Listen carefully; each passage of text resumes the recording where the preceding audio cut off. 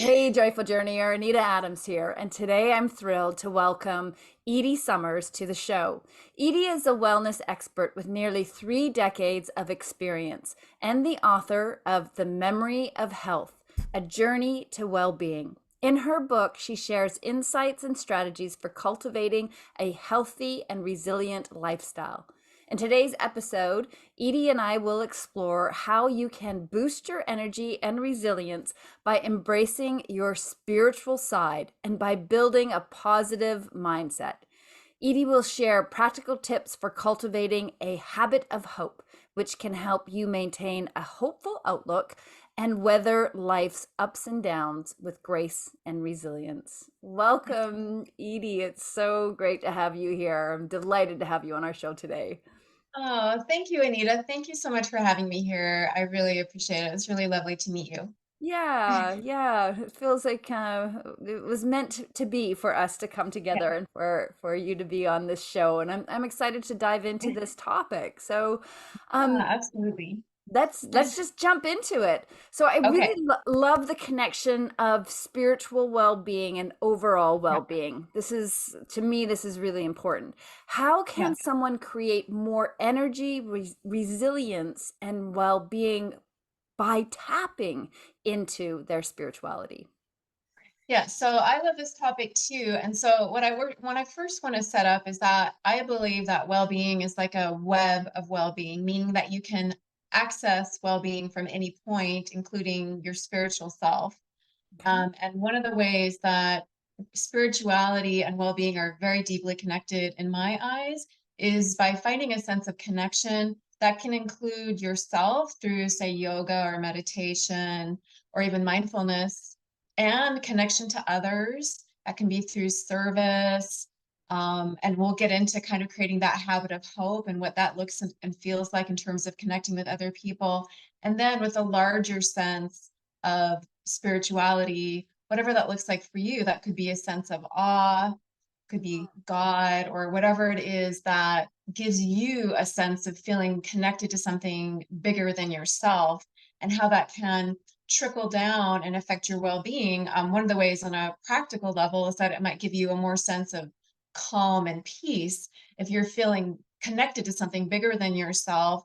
It gives you a sense of peace or trust or safety, and that can calm your nervous system down, for instance. And there are so many topics that we can get into in spirituality and well-being, but those are some of the, I would say, connection. Mm. If you're thinking, if that's one way, I would say think of connecting to yourself, others, and the universe at large. Make sure that you feel a sense of connection, because I think a lot of us feel disconnected these days, whether it's with ourselves or with each other, or even with not really feeling like we're connected to kind of what's going on in the world and universe at large. I think it can be easy to lose that sense of connection. And when you really cultivate it, I think you start to feel a greater sense of well-being. Yeah, I have experienced that quite personally, and interestingly, very recently, this last month, I've been working with helping my family, my mom, my sister, and my nephew move, and it was a big undertaking, and Yeah. I consequently stopped doing my wellness practice, or I didn't do it as often. And my wellness practice is stepping out into nature and connecting with Uh, my environment, and yes. connecting through that connection with my environment. I feel a connection to my higher self and to God, and feel that sense of Absolutely. awe and that calming feeling that happens within. Yeah. And this is typically a daily practice for me. And Yeah. yet, over the month of October, this past month, I wasn't as consistent with that. And I noticed a significant change in how I was behaving towards myself and others, Yeah. and particularly with my family. I felt I was not being as compassionate as I Mhm. am when I take care of myself. So Yeah. everything you're saying really resonates, that and that having that connection. I never really thought of that as being the driver for that, creating that calmness. but Yes, that is, absolutely. that's what it is, isn't it? Yeah. And I really appreciate you sharing that, Anita. And there are a couple things I would say to that. First, there's a quote I ran across when I was studying wellness coaching. It's by John Travis, and it says, "Connection is the currency of well-being." And I was so struck by that quote. It just like it was like this truth that you can't Mhm. get around, and I've never forgotten it. And you can think again of it as like a thread. It's like a thread that connects well-being on all levels, whether it's spiritual or emotional, mentally, physically. And I love that you reminded me that nature is such a great way to feel a deeper sense of connection. I mean, not only is it great for your health, whether you're forest bathing or, walking or whatever it is, the reason is that you're out there.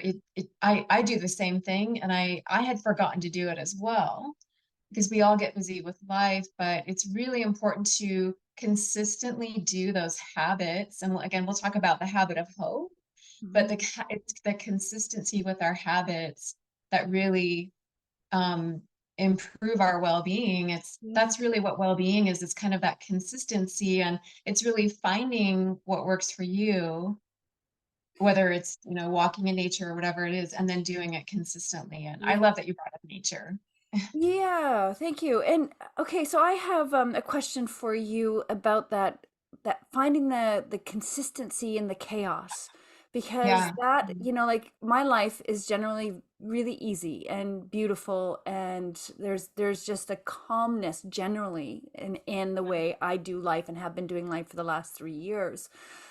Yeah. And I was then I put myself into the chaos, the chaos with, and I found it Willingly. really hard to break Yeah. away from that chaos. And I Mhm. feel in some Mhm. ways it is giving me a little insight and more compassion for Mm. people that have some mental health issues, because there's some mental health issues in my extended family, and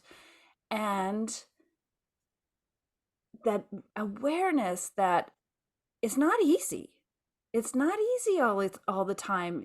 And I often talk about just go for a walk in the woods. Just do this sort of thing.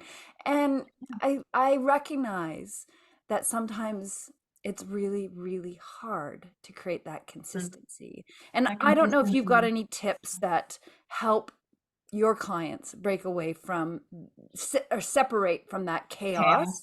Yeah, and absolutely. find that calm. Yeah, absolutely. So calm is really important again because it does help your nervous system regulate and it helps your energy and so many practical levels. It's gonna, help your glucose and insulin and all that. And cortisol levels.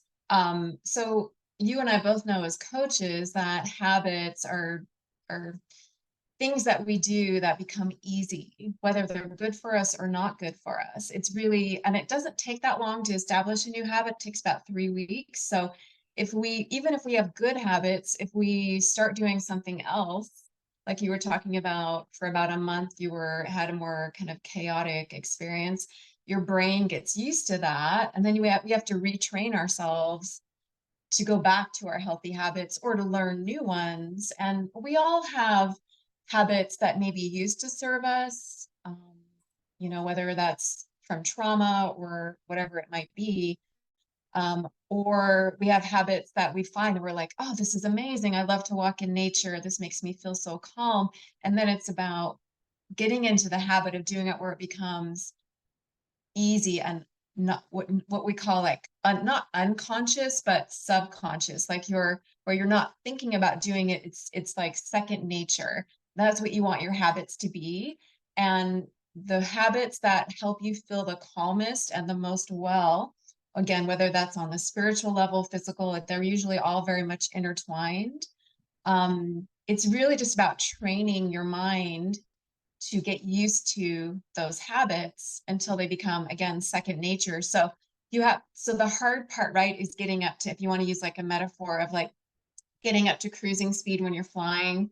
It doesn't feel very fun when the plane is taking off and it's like climbing and climbing. It feels like it takes a lot of energy and effort. But once you reach cruising altitude, that's kind of what habits can be like. Then it Mhm. becomes a lot easier because you're already up there and then you just cruise. Right. So you can absolutely cultivate habits, and a lot of the healthier habits really can cultivate that calmness in your body. It's usually, when we eat better foods, that's gonna make us feel calmer because we have more minerals in our body, for instance. And when we're adding regular movement in, that's gonna, get that excess adrenaline and cortisol out. That will make us feel calmer. And I really feel like what everyone is looking for is peace. Whether you want to say that's again on the physical level or spiritual level, emotional or mental, that Mhm. sense of peace, which I very much tie to that feeling of calmness. Yeah. But you have to really show up for yourself over and over again Yeah. until your habits become second nature. Yeah, it's interesting. You do have to retrain yourself. That's exactly how I felt when I came back to my life. Is this I need to establish the routine that supports the Mm, lifestyle that I want to have. yeah. And I suppose if somebody that hasn't had that routine, the healthy habits, and they're starting from scratch, I'm one of the things that I tell my clients, and maybe you can just tell me if you agree, is just to build really small. Start with just the small little thing that you can Yeah. then build upon and grow into healthier habits. You're nodding your head, so Absolutely, you agree. absolutely. Yes. We want to start small. We do want to start small because you Yeah. want to build confidence that you can do it.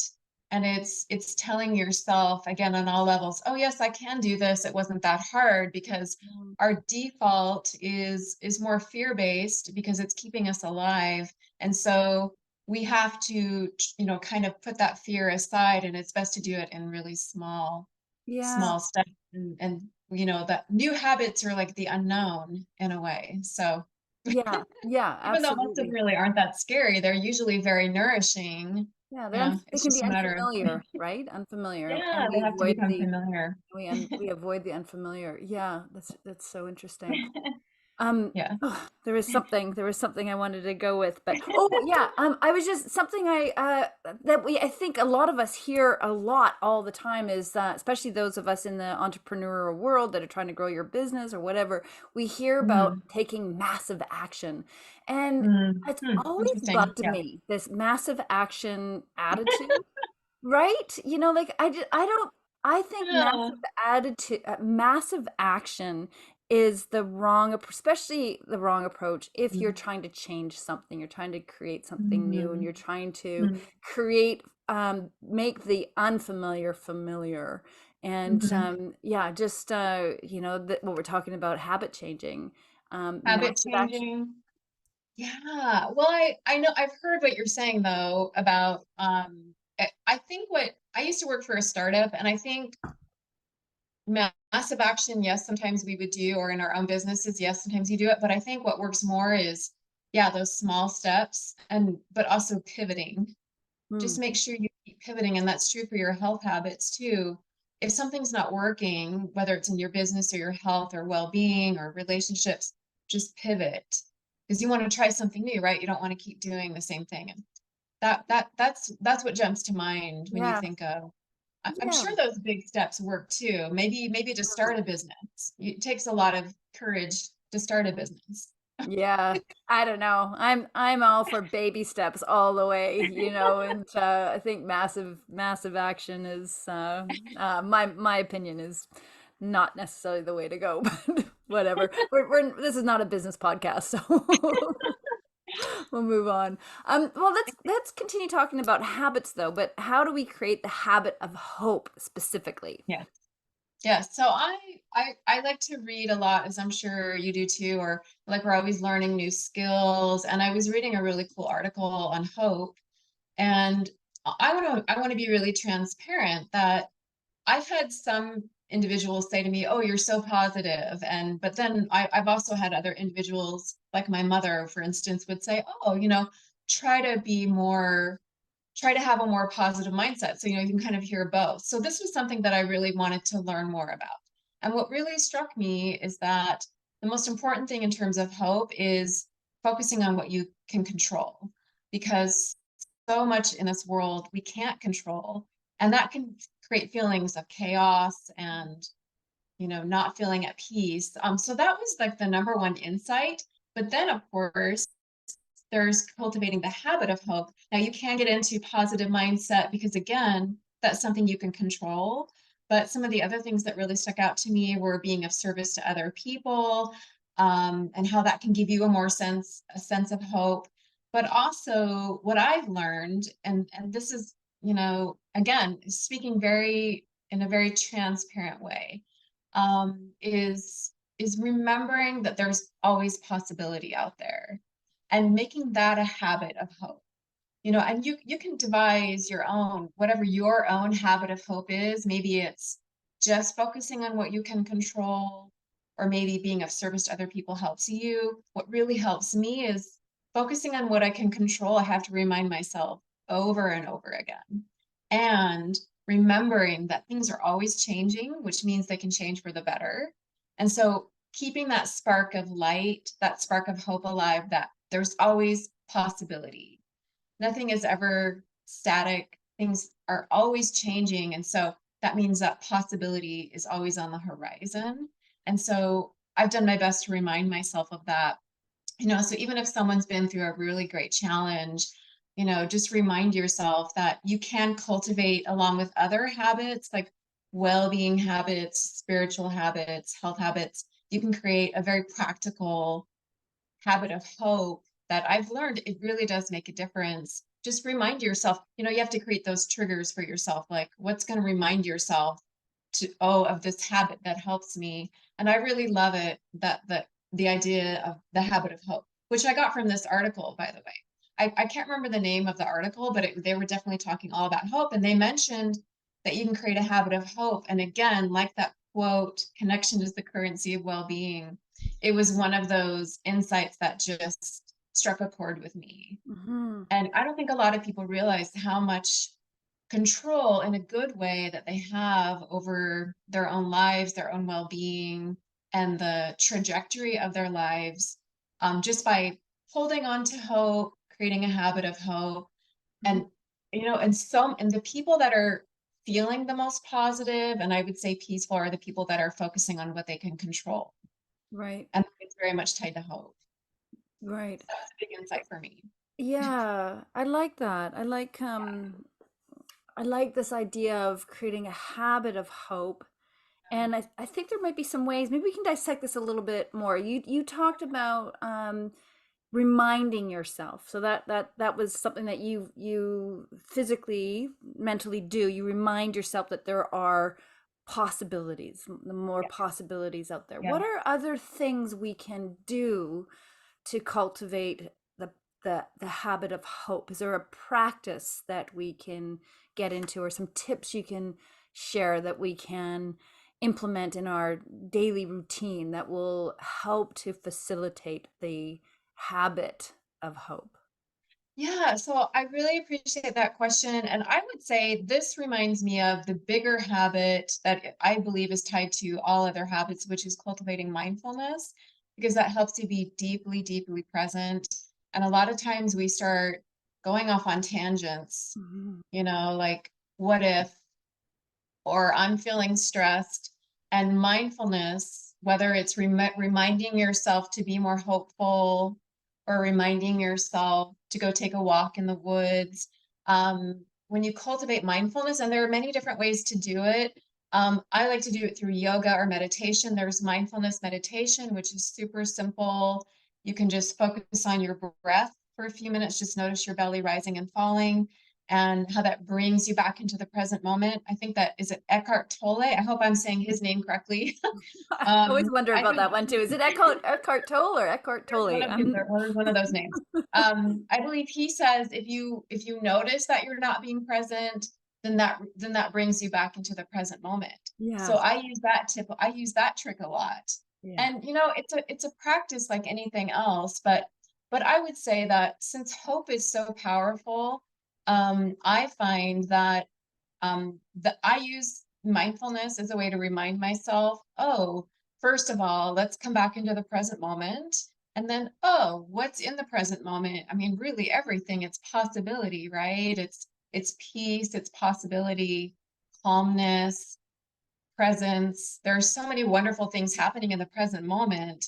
And another thing I learned, Anita, about mindfulness that I think again is connected to cultivating all habits is when I was doing research in grad school for my book, I ran across, and I don't know who the author was, but mindfulness is in its original state means a lucid state of being. And I just fell in love with that as well, that because it feels like it. You Mm, know, if you're truly mindful and you're being mindful of your health habits, spiritual habits, wellness habits, um, you do feel more lucid. And then when you're more lucid, you can start to make better choices. You have that sense of possibility and hope, and you can also create memories, and that give you even more hope and a greater sense of peace and well-being when you're the deeper you are in the present moment, it's just that's where all the possibility is. So I would say to remind myself, and I maybe this word you have to kind of find your own positive triggers, I would say, but for me, I use mindfulness for a lot of my wellness and health habits, including cultivating the habit of hope.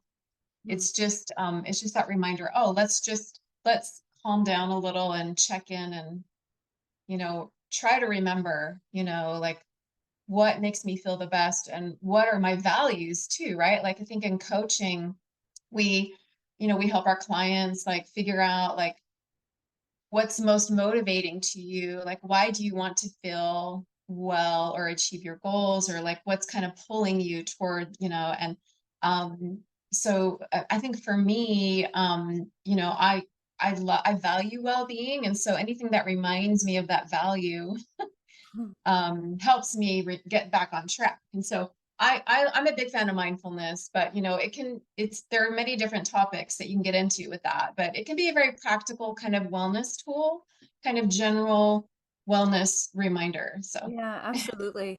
And I guess there's many different ways that you can create or bring mindfulness into your life. Like I talk yeah. about mindful walking in nature. Like Oh, I love that. yeah, Yeah, and it is that it's the presence. It's it really is. about presence. So Yeah, such a powerful exercise that we all have access to this. We all have access to this absolutely. ability to just find presence. It takes Mhm. practice. It really takes It does. practice Yeah. to deepen that, but it's something we can all do. So it's really interesting. Absolutely. Absolutely.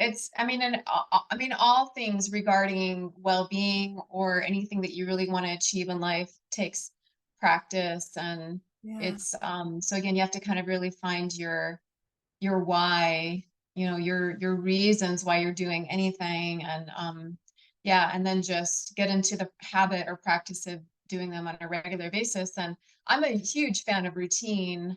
Me I too. worked with autistic kids for a little bit, and I have to say they love routine, and it reminded me of how much I love it too. So there's a lot to be said for practicing. I'm a big fan of yoga. I just, if I start to feel off center, I'll just do some yoga, or I'll go take a walk in nature and until I feel that balance again, Hmm. kind of that dynamic balance. And, we have to keep showing up for ourselves. It's, Yeah. it's really the better option Yeah. Yeah. and for one another. We have to show up for one another. Yeah, absolutely. So do you have any other tips or ways to improve overall energy and resilience as well as our well-being? And I'm curious about the energy piece because, like sometimes I feel there's just so much, going Yeah. on and the Yeah. energy can be really lowered. So I don't know if you've got any tips on things. Yeah, there was a lot I could say about it. What I would say in terms of what we've been talking about and like that calmness that you were mentioning. So, one thing again I learned in research that I think a lot of people maybe don't know about is called the relaxation response. Herbert Benson discovered this. And so most of us have heard of the stress response. And, we all know like the metaphor, you're being chased by a saber-toothed tiger. Sometimes I wish we would use a different metaphor. But we know that one. But turns out there's an opposite response. It's called the relaxation response. And when you can activate this, and it's usually takes about 20 minutes, and you can do it through so anything that's slow, that's going to slow your breath down for about 20 minutes. That can improve your energy because it's calming your nervous system down. That's a big tip. Is it seems like contradictory, but actually when you're feeling stressed out, you're using your energy at a quicker rate. And so you want to slow your whole system down and be more present and mindful. But you can cultivate literally a response in your body called the relaxation response. You can do it through meditation, yoga, just deep breathing, walking in nature's like kind of mellow walking. I mean, there are a lot of different ways to do it.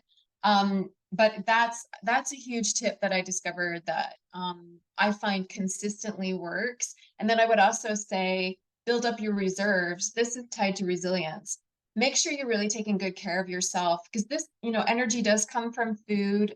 um, that's probably what most practitioners would say. Well, energy comes from the food that you're eating, but it's also how you're using the energy that you've consumed. And so you can slow it down through keeping your stress levels down, and then make sure that you're also eating real food, taking good care of yourself.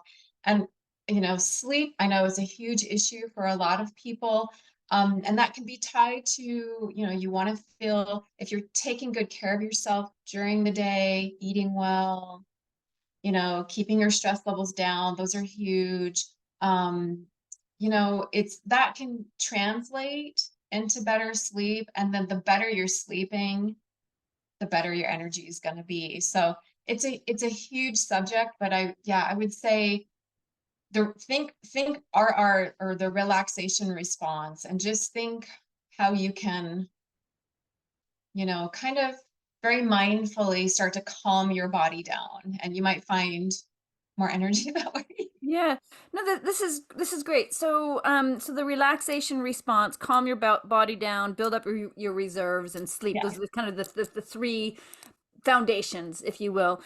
Did you Mhm. said 20 minutes? Is that like the magic number for the I calming, or does think, it? yeah, I sometimes I feel like I can create it a little bit longer, but in all the research I think that Herbert Benson did, I think 20 minutes is what I read over and over again from his, Yeah. research. Is it takes about, because I mean, if you think about it, it takes a while. It's almost like an after effect, right? Like you can start to do something calming, and then it's what it's going to do is activate your vagus nerve, and then your what's called your parasympathetic state. Yeah. And this is the state where we rest, relax, digest, all of those good things, versus run and Right. fight the saber-tooth tiger. But yeah, he over and over again, he said 20 minutes. I think it can sometimes be a little quicker, Right. Well, I but imagine if you only yeah. have 5 or 10 minutes to do, that's better than nothing. Um, Yeah, exactly. right. I mean, yeah, even like several slow, deep breaths can make a Yeah. huge difference for somebody. And, I think a lot of us forget to breathe, so just try to tell yourself, take some deeper breaths starting from your belly. And you could even try the box breathing where you like inhale for 4, hold for 4, exhale for 4 counts, and then hold at the bottom of your breath for 4 counts, just box breathing. That alone can kind of calm you down. But I think to actually kick in the RR, it Right. takes a while. Awesome. Awesome. Yeah. Really great tips here. Some wonderful things that we've covered. You mentioned that you have a gift that you wanted to give to the listener. Do you want to talk a little bit about that and share what you've got to offer? Sure. Yeah. So I have a couple books out. I have a bigger book out that you mentioned, The Memory of Health. But if someone wanted to, I have another book out that I wrote during a break on grad school, and it's called Self Coach Your Way to More Energy. Oh, perfect. And I thought, it just kind of came pouring out of me. It's not the equivalent of my other book, which has a lot more research in it. However, it does actually talk about the relaxation response. it's kind of, and so there's a link that I can share where somebody can have that for free. And it's kind of a fun book, and it's nothing majorly serious, but it does talk about, ways you can kind of cultivate more energy. Did you want me to share that, or will that be? We'll put it in the show notes. Might as Yeah. well, if it's an easy thing to mention, share it now, and then but we'll Oh, also put it in sure. the show notes. Yeah, for some people it might work. It's so you want to type in bit.ly/, and then improvemyenergy.com. It might ImproveMyEnergy.com. just be improve my energy. Okay. Well, bit.ly. we'll Yeah, double it'll check be on that. your, yeah. I may And then have gotten that one from that. we'll make sure the So right link is included in the show notes. So that's awesome. thank you, I'll make sure I Anita. get I myself a appreciate it. copy of that. It sounds great. Absolutely. I'll send you a copy. Yeah, wonderful, wonderful. Well, thank you so much, Edie. We got a lot of value out of our conversation today. Some great tips, some great reminders, and yeah, I really appreciate you being here and sharing your wisdom with the Joyful Journey community. So thank you. And Oh, thank you so much for having me here. I really appreciate it. It was really lovely to meet you. awesome, wonderful. And Joyful Journeyer, if you enjoyed the show, please leave a review or thumbs it up and comment or whatever it is, whatever platform you are on. The more people who rate and review these shows, the more people we are able to reach. So please do help us reach more people. And thank you for tuning in, Joyful Journeyer. We'll catch you next time. Bye for now.